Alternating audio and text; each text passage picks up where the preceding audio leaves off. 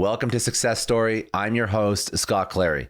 The Success Story podcast is part of the HubSpot podcast network. HubSpot has been a huge supporter of the show. They have so many tools that can help your business. The one that I want to just mention today, so you go check it out, is their new AI chatbot. It's called Campaign Assistant. HubSpot's Campaign Assistant is a game changer for creating marketing campaigns at scale. It turns your key selling points into a cohesive pitch, which helps you deliver knockout emails, ads, and landing pages in minutes. Just choose your content type, input a few keywords, key points, pick a tone like friendly or witty, and let the AI robots handle the rest. You can copy and paste the content to whatever channel you'd like, or even convert it directly into publishable campaigns without leaving your HubSpot interface. So let Campaign Assistant take care of the campaigns so you can get back to growing your business. Work smarter, not harder at HubSpot.com/campaign-assistant.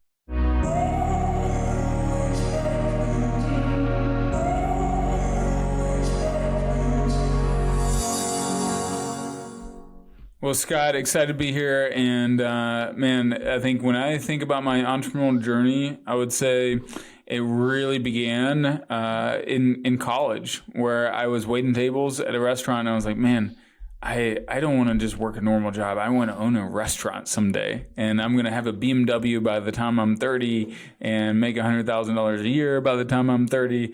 And sure enough, I did all those things, except I got an Audi instead of a BMW. But I like my Audi pretty great. But man, I think I knew I was meant to create my own path at the end of the day. I remember being in the mortgage business and just hating going to the office and hating being directed by a manager. So some of us we know pretty early on, I think.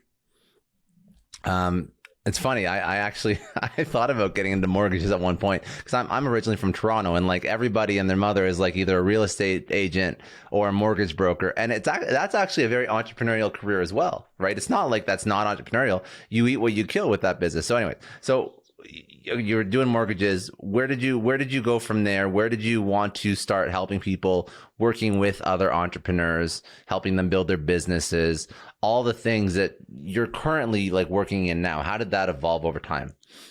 Yeah, so I was selling real estate and investing in real estate, building my own little real estate empire. And that's where I went after the mortgage career, as I joined, just started creating wealth through real estate.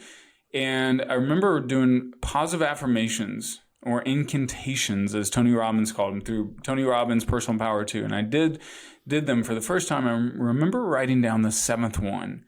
And it said, I mentor and lead some of the brightest and best people in the world. I knew that I was meant to do that.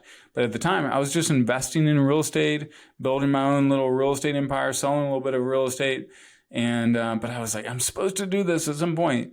I didn't know how I would get there. But sure enough, 4 or 5 years later, I had started at that point 5 or 6 different businesses, and I was doing like 30 million a year in my businesses. And I felt like I was called to start mentoring, because I had people reaching out to me every week saying, Mike, can I get 30 minutes? Mike, can we grab coffee? Can we grab lunch? Can we do this? And I was spending like half my time mentoring people pro bono. Well, you just dove into real estate. You started building other businesses. Obviously, probably a lot of lessons learned there that you could teach over to other entrepreneurs. What do you think to sum up what you do in a sentence? Like, what do you think the value is that you bring to entrepreneurs, that when you go into a conversation, they are looking to solve X and you bring Y to the table? So the next conversation after our podcast interview is with a former Ivy League graduate that is looking for a career change. And what I end up doing more often than not is I help entrepreneurs and high achievers step away from the lanes that they suck and step into the lanes that they're an absolute genius, by getting the greatest clarity they've ever had about who they are, what on earth they're meant to do, and how to monetize their genius, their brilliance, and their passion. That's what I do. Why do you think that so many people? And I always sort of bring it back to like, let's pull out lessons from your own journey. You figured this out. you were self-aware enough to know what you like to do and what you weren't, you didn't love doing, and you just pursued passions, and you failed and you tried and you succeeded and whatever. That's great. But why do you think so many people have an issue figuring out what makes them happy, what they're a genius at, what they should be, what they're put on earth to do, when they can't see it for themselves, and they just end up sticking in a job their whole career? Not that's a bad thing, or maybe a job they hate, or they end up being an entrepreneur and building a job that they also hate because they accidentally did that as an entrepreneur, and they aren't living their best life. Yeah, so two things come to mind. First, imposter syndrome sneaks its ugly face in, and so we all doubt our genius. We all doubt our gifting or calling at some point. And then secondly, when we're on the inside of a bottle, it's hard to read the label. So that's why we need coaches. That's why we need people that are smart, thoughtful, and supportive of our dreams and vision to give us feedback. So I've found, hey, man, most of the clues for your genius are also littered about your life. They're all over, and they're mainly in 4 main quadrants, but no one's organized and synthesized them so that you can interpret and understand the data. Understand. Okay, until that makes I came sense. along. Yeah. Yeah. So that's what you do. That's what you do. So, okay. So this is what I want to do for this show. I want to, first of all, I even mentioned, we were chatting before, like one of the shows you did with JLD, Entrepreneurs on Fire, it was titled 4 Lessons from Losing $1 Million. So first I want to understand, how did you lose $1 million? Tell me that story. Then I want to understand those 4 lessons. And then I want to go into those, I think those 4 traits, I think you mentioned 4 traits that are core to finding out how you can basically be in your, I think you call it the zone of genius is the best way to put it. That's what you speak about when you do podcasts or in your book as well.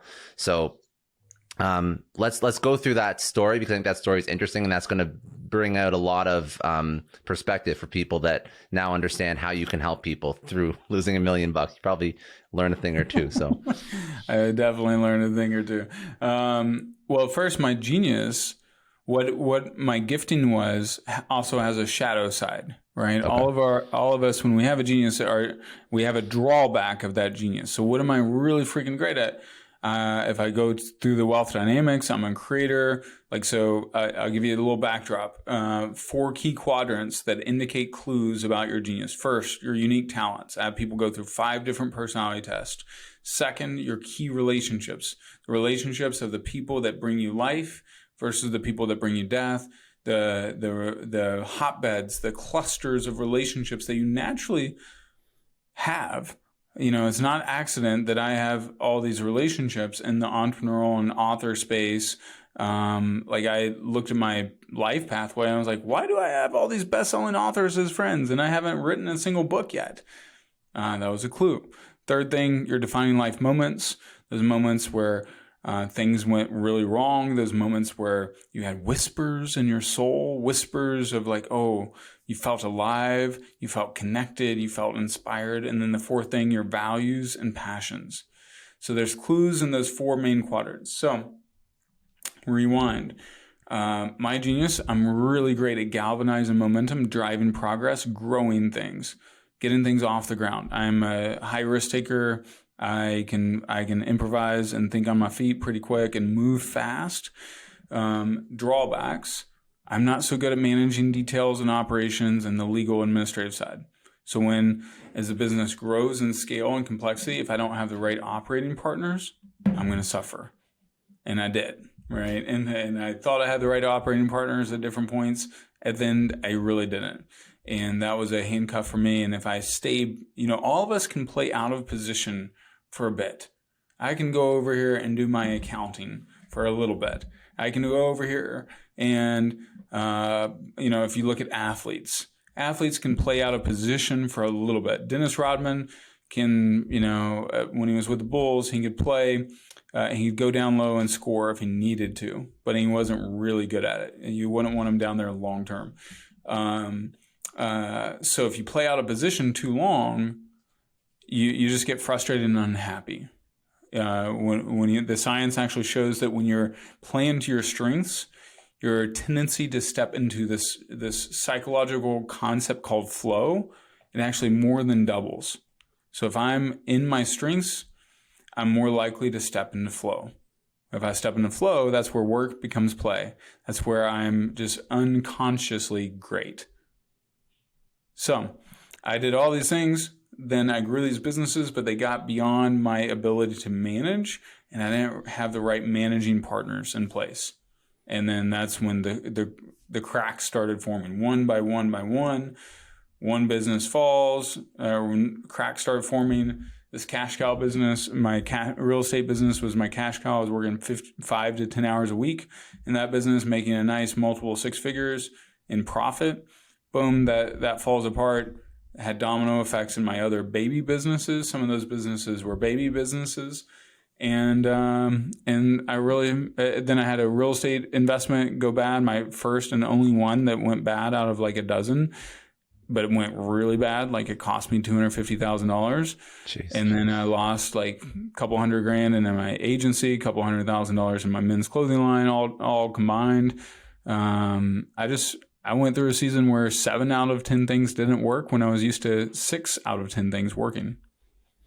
And you think that this is because you were not at the time aware of what that unique talent was in your life, and you tried to play outside your comfort. You tried to play outside that zone. It didn't work out. You didn't have the right operational partners. So going forward, this is obviously what we have to solve for, right? Like this is one of the things that we have to solve for. And extrapolating on that point, okay, so we know that it's important to figure out like your unique talents so that you know what you're good at, you know what you're not good at. But how do you effectively find those people to backfill and to take over the things that you're not good at? Because you thought you were setting yourself up, but obviously didn't work out so well. So how do you find those A players that you could really help you? Yeah, so now in my hiring process, like I think I've got one of the best recruiting processes of A players I've ever seen. And our mutual friend Natasha, was asking, "Hey, Mike, how do you attract these A players? Your team is in sync. I love your team." And I'm grateful for my team. But I also am very intentional about creating space for them to play to their genius. And because of that, they're more fulfilled, they're more alive, they're more excited about their brand and about what we're doing. And so I start from the beginning. I intentionally designed the job ad to speak to the strengths I need in that role. So if I'm writing, for example, a job ad for someone that's really detail oriented and really administratively gifted, because I'm not so administratively gifted, then I need to have the language and have the thought patterns and even look at some of the personality tests and what will indicate that they are gifted in this way. And then give them a little micro test. I give micro tests typically before I hire someone to see how good they are at that. And do they actually follow through? Are they men or women of their word? Do they show up on time? They complete things on time? And then also, like when it's almost like it's almost like I'm in the special forces and I have those seeing night goggles where I can see things that others can't see. Because I can see patterns, I can see people's strengths, especially once I know certain data details. Now it's almost like patterns pop like popcorn for me. And so as I'm building this next chapter of my entrepreneurial career, I'm building my next, what I think will be $100 million plus business. And I'm looking at the team and making sure I got the A players. A players, they need to be led, not managed. And they'll show their colors if you know how to evaluate and test. And I bat about 70%. And then when I help others, optimize their hiring process, and both, the first thing is figure out what your genius is as the business owner, mm-hmm. and then design the people you bring on around your strengths and weaknesses. After you, and I want to go through like sort of each of these 4 key areas, because I think they all have merit to just sort of like dive a little bit deeper into them. So you've established your A players, you have a process of tests, you let them, you lead them, you don't manage them, you give them a little bit of control over how they're going to execute, and that's sort of how you get the best out of them. Actually, a lot of control generally. a lot of control. So you're really, this is why it's so important to figure out the process when you're bringing people in, because once they're in, then you let them like do their best work on their own. The second component, if you want to add more, that's fine. But the second component I wanted to touch on is key relationships. So how do you build these key relationships? How do you foster these key relationships? How do you, what is the point of having these relationships in respect to zone of genius? Is it a mentor relationship? Is it a business relationship, peer relationship that they're going to open doors for you and get you in front of the right people? What do you mean by key relationships? So there's a lot of different things that it can mean. So in fact, tomorrow I'm teaching a workshop, and I'm going to be doing monthly workshops on the Dream 100. And I've bought the domain dream100list.com. Have you heard of Dream 100 list from like Chet Holmes and Russell Brunson? Yeah, I have. Yeah. So you think of a couple things in key relationships. First, who brings you life versus who brings you death. Second, where do I already have a natural, like just unusual amount of relationships? Like I'm friends with the author that sold more books than anyone else in the world. History, Mark Victor Hansen. So I'm friends with that guy, right? I'm friends with 30 other best-selling authors that have, sold millions of copies of books. How do I get friends with these guys? I didn't even have a book out. I have one book out now. So like that's a little weird, and I love being around those guys more than I love being around the guys in the real estate industry. Mm-hmm. I was driven. I felt I lit up. I felt inspired by being around those types of people. So that was a clue. And then if I look at the next layer strategically, how do I build great key relationships? All right, where do I want to go? I know where I want to go. I want to establish myself as America's top entrepreneur mentor. But before that, I want to establish myself as America's #1 expert at helping high achievers find their deepest area of genius. So now I'm looking at, all right, who already has an audience of my ideal 4% client, the people that I most want to reach. Oh, Russell Brunson, John Lee Dumas, et cetera, et cetera. We go through the Tony Robbins, Dean Graziosi, Craig Ballantyne. I just got booked for his podcast today. So you go through that list of like, oh, these are the people that I really want to be around. And they already have an audience of hundreds of thousands or millions of emails, subscribers. And then now I'm going to build that relationship with those people on my Dream 100. And then, so that's actually, I wanted to just reiterate a point you made. So there's a lot of tactical things that these relationships, these Dream 100 will give you in your aspirations, wherever you want to take your business or otherwise. But I think that the one thing that you mentioned that is potentially, I don't want it to be overlooked, is that they give you energy. These are the people that give you energy. That is like so undervalued. I think that's so important, because you said, like, listen, being in a room full of, multi-million and potentially billion-dollar real estate developers is not a bad room to be in by any means. Mm-hmm. They're going to get you in a lot of doors. They're going to make you probably very successful if you build that network out. But if it's not giving you energy, it doesn't matter. It's not what you're meant to do. And that's actually very, very telling. That's something that I think a lot of people should take into account when they start to look for the next thing, the next job, whatever. Is it giving you energy, or is it like it feels like a weight on you? And if it feels like a weight, that's not it.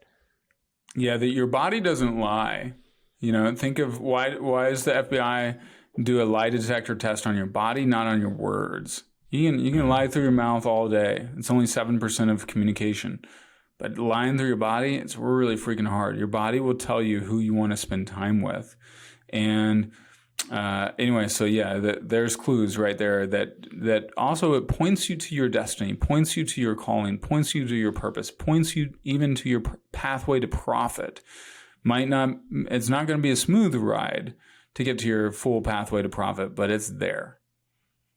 The next point, defining life experiences. How do you know which life experiences you should place value on? And the reason when I think about this point, what I think about is, I had a negative experience, I learned from it, or I have a negative experience and now I never want to experience that again. Are there certain life experiences that can benefit, or are some just like net negative? When you say defining life experiences that can contribute to your success, what do you want people to look for? Great question, Scott. I see why you're such a good interviewer.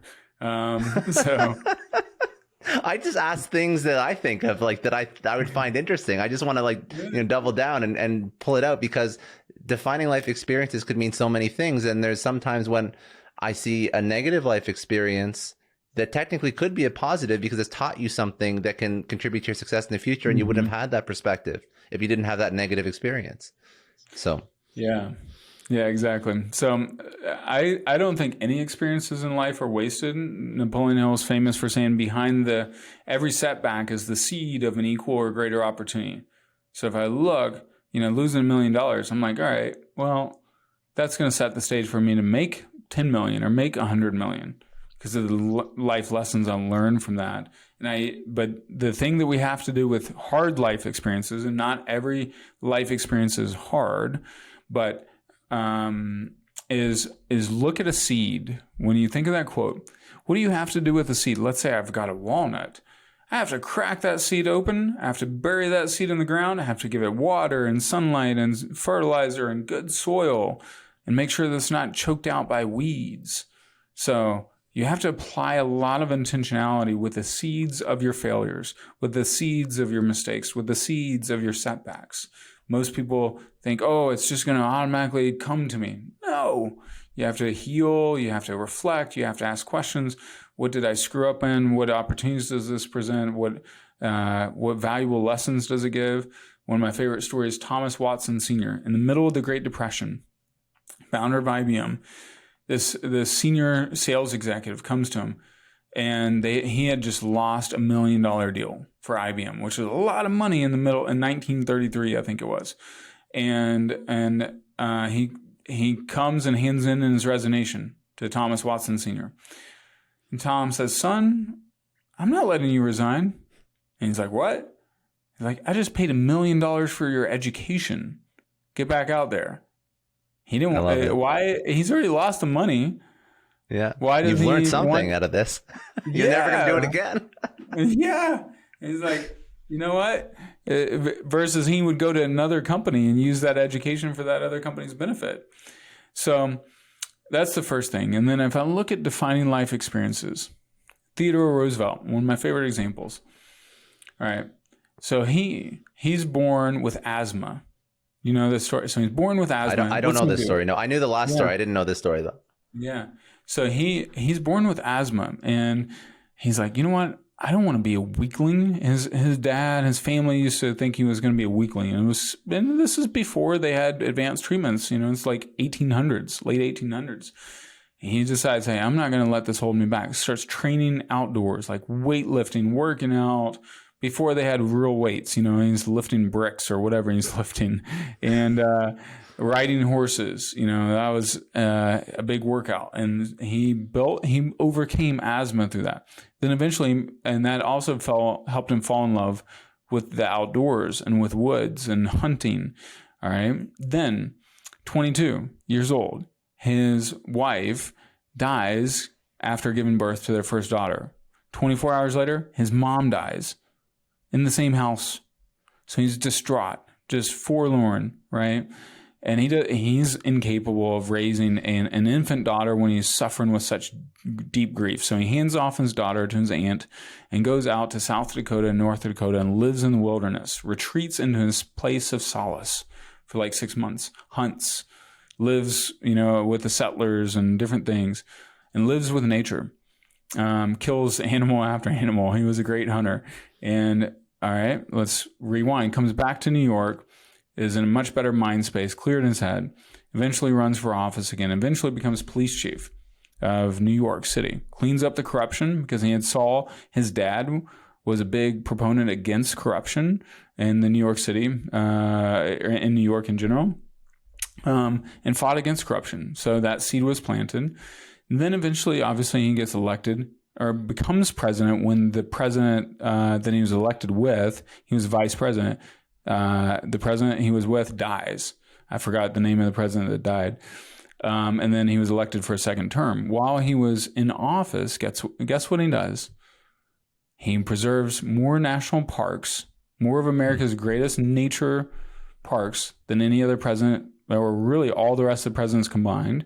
Secondly, he also sets up our anti-monopoly laws. He had enough courage and gumption to take on Standard Oil, U.S. Steel, break up these massive companies that would make some of the monopolies of today look like peanuts. Mm-hmm. And he breaks them up. He takes them on. He takes on anti-corruption because he had practice. His life experiences pointed to both of those things. Amazing. I never knew that story. So that is, and I don't know if you can say with 100% certainty he did that purposefully, but it is an incredible example of how your life experiences, especially if you're very self-aware of your life experiences and understanding what these life experiences can add on to your personality and your proficiency, like just being aware of that is just huge. So I don't know if he was or not, but it shows you what you can do if you do sort of take these and let them build onto who you are as a professional and a person, and let them, even if negative, like there's always a positive out of it. 100%. And the thing is, we can all connect. Steve Jobs said you can't connect the dots looking forward. You can connect the dots looking backwards. But if I connect the dots, if I do a better job than most at connecting the dots looking backwards, I'm actually going to see some of the future dots.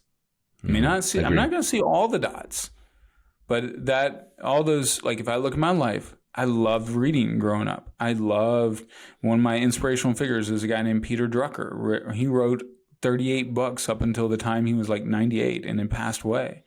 So I have him as an inspirational figure of like writing great business books. So I want to be like Peter. I want to, if I look at my passions for business, certain things around sustainability, those were clues that my mom infused in my value set. How I lead people. My dad was always very strong in emphasizing respecting others and creating space for others and being kind and thoughtful. So now I do that as a boss and as a leader. A quick break from this podcast to recommend another podcast that you have to check out. It's called The Product Boss. It's hosted by Jacqueline and Mina. It's part of the HubSpot podcast network. If you have a physical product, this podcast is hyper tailored to you. It's going to help you take your business to the next level. In a recent episode, for example, they spoke about the power of TikTok for product businesses and how to use it to drive sales. And as somebody who is a little new to TikTok, I really learned some great tips for creating content that actually converts viewers into customers. They have a workshop style format that makes it really easy to follow along to take your business to the next level. So if you sell physical products, subscribe to The Product Boss wherever you get your podcast to unlock social media, marketing, and business strategies that create your dream business and then your dream life. That sort of dovetails quite nicely into the fourth point, which is values and passions. So is values and passions just being self-aware enough to understand how your talents, your relationships, your life experiences all have such an impact on who you are, and then living those and championing those and evangelizing those values and passions in literally every interaction you have and everything you do and every business you start? Like what is values and passions? Yeah, so it's a couple things. The value side, if you look at, hey, what do I stand for? What do I stand against? Mm-hmm. Like I've made the mistake before of having potential partners, business partners that I was exploring that were a little more ego driven. And, I have a healthy ego, but I'm not ego as in dominate Mike is, my poop doesn't stink type deal. Mm-hmm. And I want humility. I want devotion to the greater good. I want contribution, innovation. That I believe business exists first to serve the world and make it a better place, but profit is necessary, but secondary for sustainability. So that's one of our values. That it also culturally, customer client experience, we want to thoughtfully anticipate our clients' potential challenges. And so then I will stand against things that are like, selfish, just purely ego driven. And I'll stand for some of these things of human potential. Like one of our core elements of our mission is unleash human potential. And so everything I do is oriented towards that in some way. So that becomes a filter. Your values become a filter of like, who do you let in? Who do you let out? Who do you protect yourself from? And then the passions are like, hey, what am I insatiably curious about? What could I study all day long? Who could I spend time with more and more? Like, who am I not going to get bored being around? Like, I used to think, I don't want to be around bankers. I don't want to be, for the most part, I don't want to be around lawyers and real estate investors. I like real estate. If you're a real estate investor, but you have something else, then 100% I'm game. But I have 4 or 5 friends that have $100 million real estate portfolios. I'd rather go spend time with a best-selling author friend. Interesting. Yeah. So it's all about, again, it comes back to like also what gives you energy. So all these areas, they like, these are not mutually exclusive. They all basically create just a really healthy, strong persona that you are self-aware of, that you can sort of take into. And that sort of brings me to my next question. How do you build a business knowing your zone of genius that is built on these 4 key areas? Because that must be the best. That's why they hire you, right? It is. You're right. But it also look at people who do extraordinary things. What's in common with them? They put themselves in extraordinarily right positions. Are you a sports fan? Yeah. It depends which sport though. Like I'm more hockey than football, but I don't mind the Steelers. They're okay. They haven't won. My hockey team, well, none of my hockey teams have won in a long time because I'm Canadian, so it doesn't matter. Yeah. True. Yeah. You guys have had a suffering route, but the Toronto Raptors, you mentioned earlier from Toronto, right? Yeah. Well, a few years ago, they won the NBA championship. So how did they win the NBA championship? Kawhi Leonard. He was in the right position, right time. Warriors get injured. Klay Thompson and Kevin Durant go down. They're hobbled. Extraordinary results come from people putting themselves in extraordinarily right opportunities with so if you look in business, Richard Branson hits the timing right. Amazon hits the timing right with riding the wave of the internet. They were they just want to sell books initially. Now Bezos had a bigger vision, but at the time, people were afraid of buying things online when Amazon started. Now we're like, no big deal. Buy whatever you want online. So you have to think, am I riding the right wave? Some of us have been riding. I realized I was riding some waves that were dying. Like I was in a socially minded car dealership. That was a dinosaur industry. If you look at the diffusion of innovations, what is it, a laggard business? Is it a late majority? Is it about to go out of business, or the industry is about to be majorly disrupted? Do I want to be the disrupted, or do I want to be the disruptor? So now, part of the reason I'm in the thought leader space. Hey, that's a early stage venture still, and there's a lot of innovation, a lot of opportunities within that. Biohacking, I'm launching a new biohacking venture because that industry is going to go from a $12 billion industry to a $54 billion industry from 2019 to 2027. So I'm jumping into that space, and I'm doing it in a way that I'm aligned with my genius. I get to create, I get to architect the business, and I get to put people in their zones of genius and attract people that I'm attracting a dream team. I know I'm not a great operating partner. So this time I'm not freaking starting the business without a great operating partner. I love this. So the last thing I wanted to touch on, and I think it's just interesting because you mentioned a good point. Like, so what your zone of genius is. You want to be, like you have certain industries that you can disrupt so that you want to be disrupted, not the disrupted. And that's sort of where you position yourself. One thing that you've spoken about before is a $10,000 per hour activity. So my question, I think that's an interesting point because just saying it just sounds like funny, just like a funny sentence. So somebody who wants to start a non-service based business? Because I can understand as a coach, if you want to be a coach, this makes a lot of sense. You're trying to up your billables and you have to create more value. And there's things you can do to up your value when you position yourself to your customers. But this is more like a mindset, I find, than just like a truly $10,000 per hour activity. So what does that actually mean for somebody who wants to start a dog walking business, somebody who wants to start a software or a SaaS business? What does that actually mean? And how do you find that? So most of us come from a middle-class mindset. What's a middle-class mindset? Hey, if you want a job done right, do it yourself, right? That's middle-class mindset. Billionaire mindset. If you want a job done right, what's a billionaire do, Scott? Pay someone else to do it for you. Find the best person to do it for you. Yeah, exactly. Find the best person to do it for you, because the billionaire knows that what the biggest amount of value that he creates is smart decisions, strategic decisions.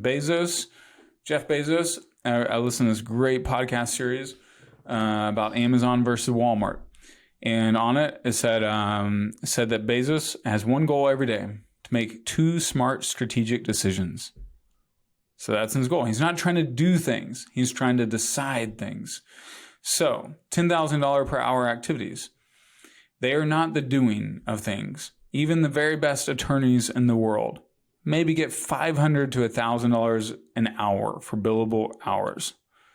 So your income is capped there. When I was in real estate, I calculated that my average hour, if I was setting up the deal and would spend 1 hour with a potential client, get them on board as a client, hand them off to one of my junior agents to work with them and close the deal, that was a $5,000 an hour activity is what I would average. But that's still limited, right? $10,000 an hour activities are massive strategic positioning, offer decisions, leadership decisions. Sometimes it's who you hire, who you bring on as a partner. It's your offer. If you craft an irresistible offer that goes gangbusters, cool thing about business, if I hit in baseball, I played college baseball. If I hit a grand slam, the most runs I can score is 4. In business, if I hit a grand slam, I can score 1,000 runs from that, right? Yeah. Now, I might, craft an offer. This is where maturity comes into play too. I got to know that 9 out of 10 offers are probably going to strike out or not do that great. But if I get to that 10th offer and I keep learning and kicking butt, man, I could hit a massive home run and get that $10,000 an hour activity. So $10,000 an hour activities are usually longer term strategic elements than the short term ones. So I'm glad that I clarified that. So it's nothing to do with how you. Of course, it's great to increase your own value if you want to bring value to the world, but it is. I love that Bezos analogy. Make 1, 2, whatever, however many super strategic decisions that will move the needle, and then the aggregate of that over 5 years, 10 years. Well, it could be $100,000 per hour activity. Yeah. At that point, there's no limit. There's no limit on that. Yeah, and so let's think about it like this too. I have friends that charge $25,000, $50,000 for a speech. So what is, they step on stage for an hour, that's $25,000 an hour. But how did they get to that $25,000 an hour activity? Oh, they had to write a book, or they had to do these other business things. Now, writing a book, do they have to write every single word and design the cover and proofread and all that? No, they can outsource that to $20, $50, $100 an hour type team members. But then that book positions them to get a $25,000 an hour activity. Understood. It makes sense. If you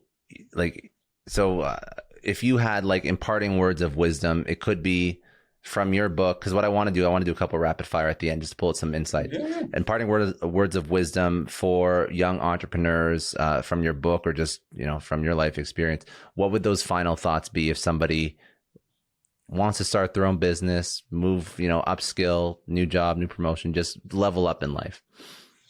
Yeah. So in my book, Genius Within, I broke down a lot of these things that we've been talking about, including the $10,000 an hour activities.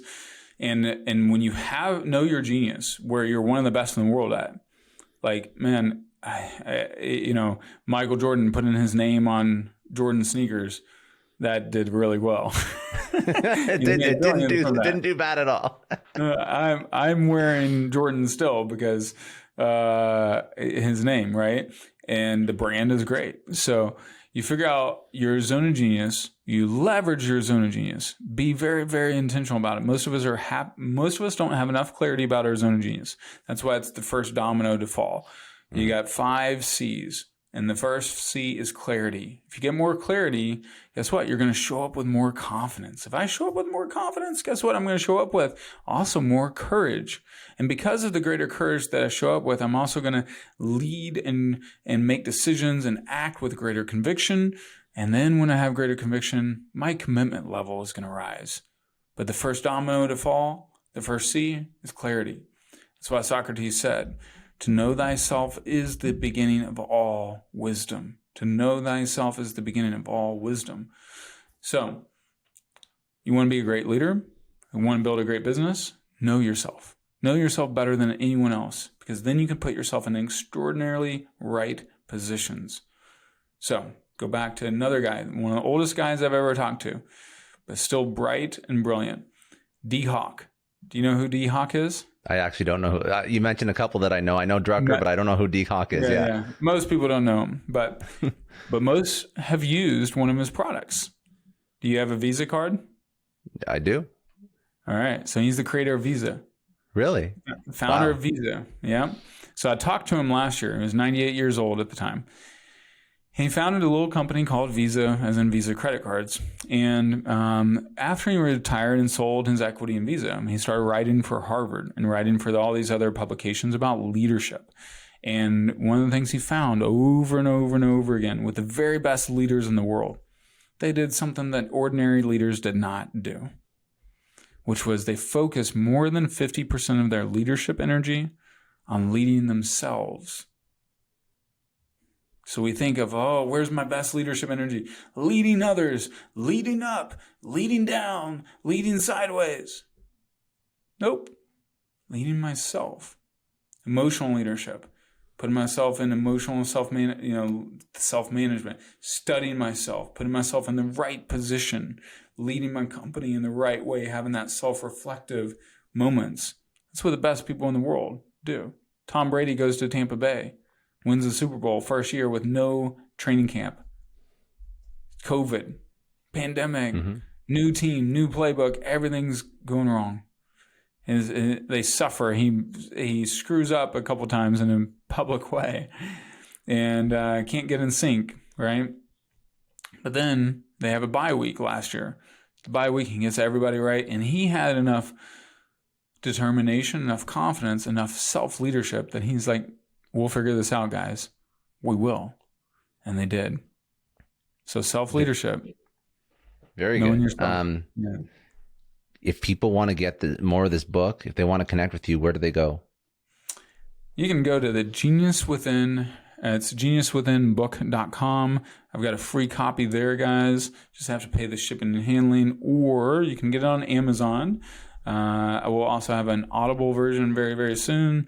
And then you can also get a 6 steps to finding your genius guide. Just text the word genius U to 474747.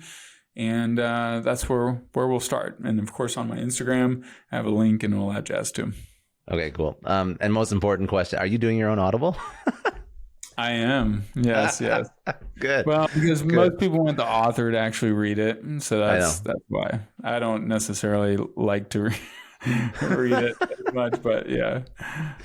All right, let's do a couple of rapid fire just to close this out. So, biggest challenge that you've had in your personal or professional life, what was that? How'd you overcome it?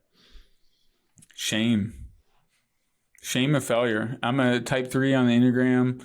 Man, when all that stuff hit in 2018, 2019, dude, I wanted to be the dog with the tail between his legs. The ostrich with the head in the sand. And I was at times. There was moments where I was just hiding. I wanted to hide. I was embarrassed. I was frustrated. I was sad. I was despairing. All the juicy stuff there. But battling through that, that's where I went really deep on, I was like, I got to fill my tank.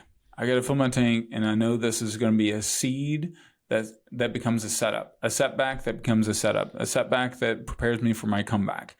And so, but I had to really train myself and overcome those fears and traumas. And I also had to create an alter ego. Like I called my shameful self weak ass Willie. And then I called my badass self Magic Mike, because I had a client nickname me Magic Mike because I was creating magic in her life. So I had to redo that whole identity.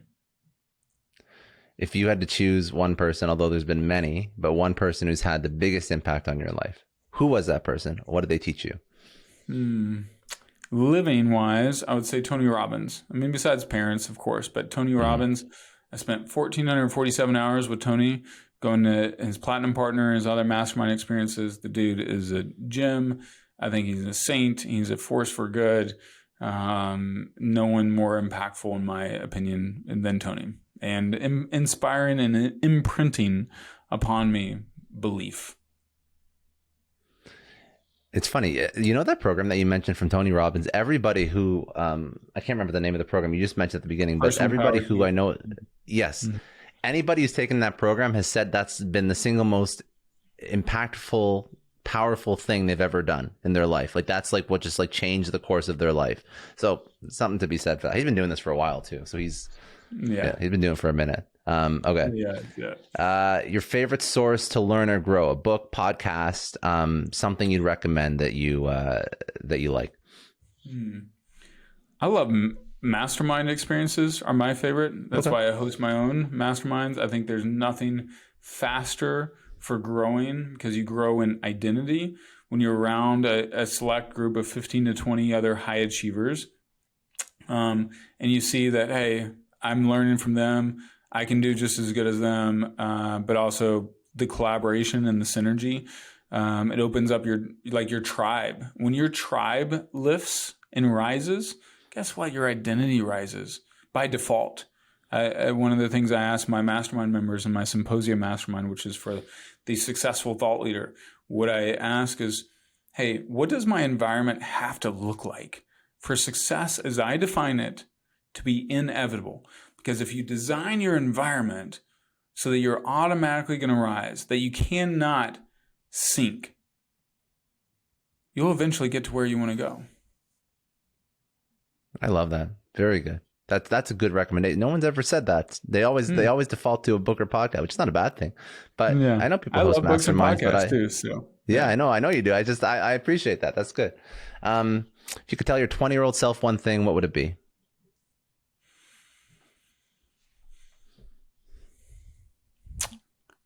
Invest in a mastermind, being a part of a high-level mastermind sooner, because I was reading books and doing seminars and online courses and all that, but it wasn't until I got real relationships and that my identity and my belief barriers were shattered.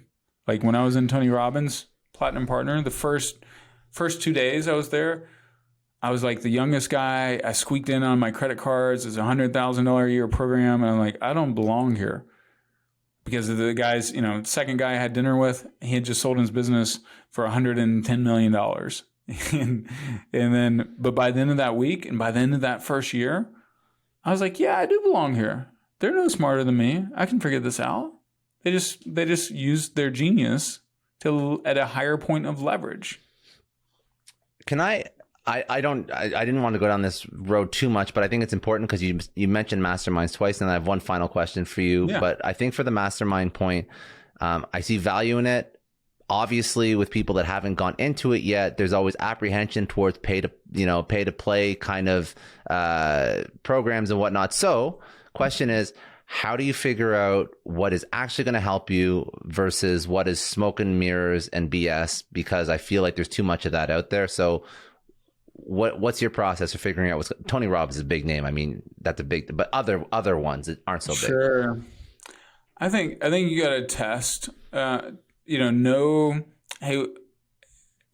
the leader, ideally, or connect, do an interview with him. Just as they're interviewing you, you interview them. Secondly, look at the real testimonials and real results. Thirdly, do you resonate? Do their values intersect with yours? Do they seem like they are supportive and they believe in you?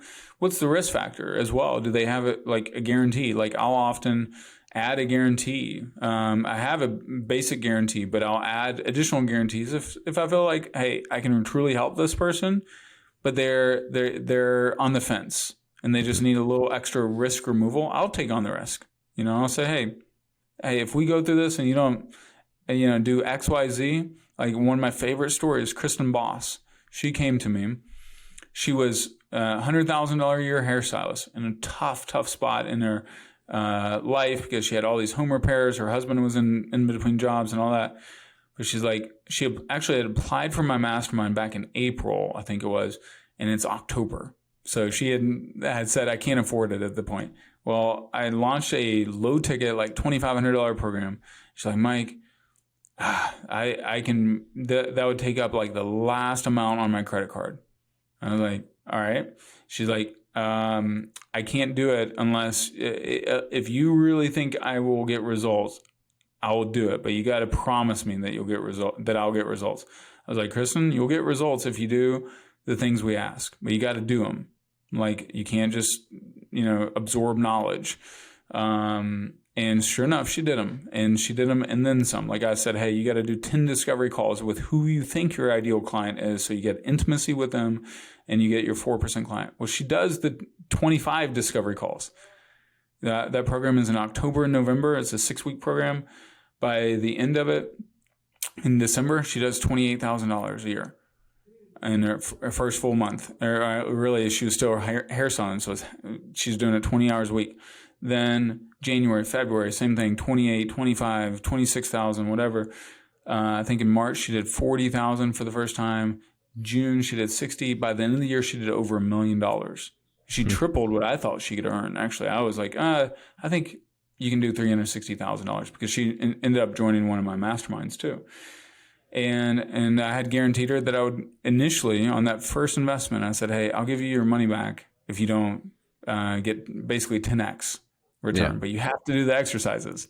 And so, I'd say I bat about 75, 80%. I don't nail it for everyone. And, but sometimes there's some, there's 3 seasons that many of us are in. We're either in the seed planting season, we're in a growth season, or we're in the harvest season.